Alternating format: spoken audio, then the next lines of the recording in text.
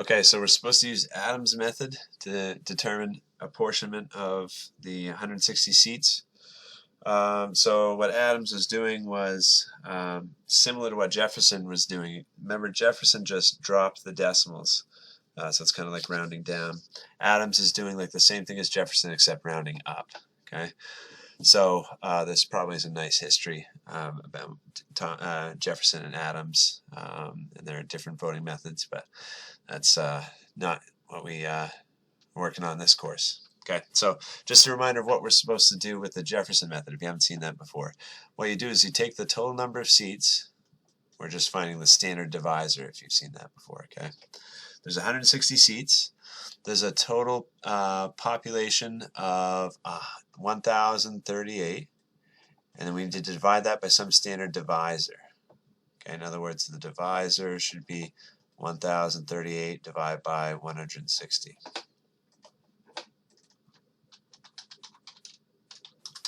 So that's 6.4875. 6.4875.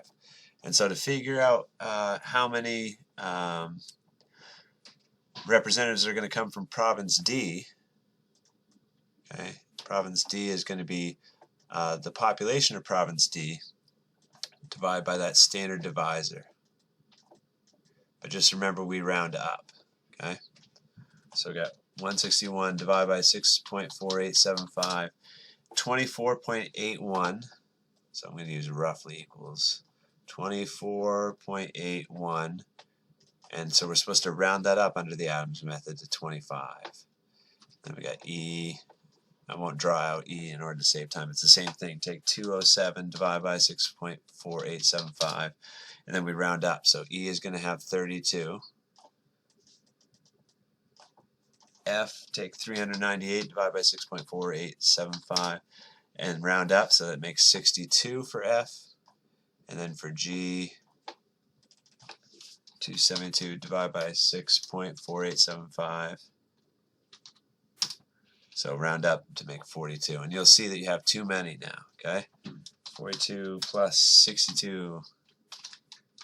Oh, 42 plus 62 plus 32 plus 25. We've got 161, but there's only supposed to be 160 representatives. So we've got too many. So there's no real rigorous mathematic method for finding out this next part. What you're supposed to do is guess a new divisor. Okay, so if your divisor got you 161, that means the divisor was too small. You need to have 160. If you increase the divisor, you're increasing the number you're dividing each of these by, and that will possibly reduce. That's the only way of reducing from 161 to 160 seats. Okay, so we have to make a new guess. Let's guess 6.2 for the divisor. Okay, again, unfortunately, it's just a guessing game there. So real quick, 161 divided by 6.2 gives us, remember, we round up, so 26. Oh, sorry, I might have misspoke here. You got to go up, not down. You got to increase the divisor. I don't remember what I said before, but just to recap why we have to increase the divisor. Because if you increase the number you're dividing by, that's decreasing this quotient, right? That increasing the divisor makes this number go down. So that's why my initial guess of 6.2 isn't going to help us. We should guess 6.6 because we're trying to reduce these total numbers. They were too big. They add up to be 161. Okay, we got to make it equal 160. So let's not guess 6.2. Let's guess 6.6. So for that first one, we round up. We still get 25.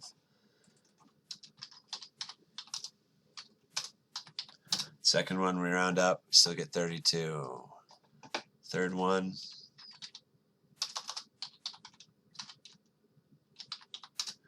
round up, you get 61. So there's the help that we needed.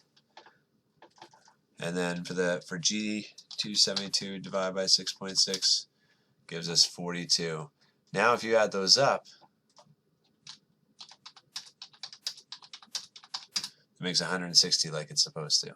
Okay, let me just double check F because I've already made one mistake in this video. F had 398 for a population, divide by 6.6, round up, make 61. Okay, we've got it. So this is the voting apportionment under Adams' method. So how many seats will province D receive? We've got 25 for province D.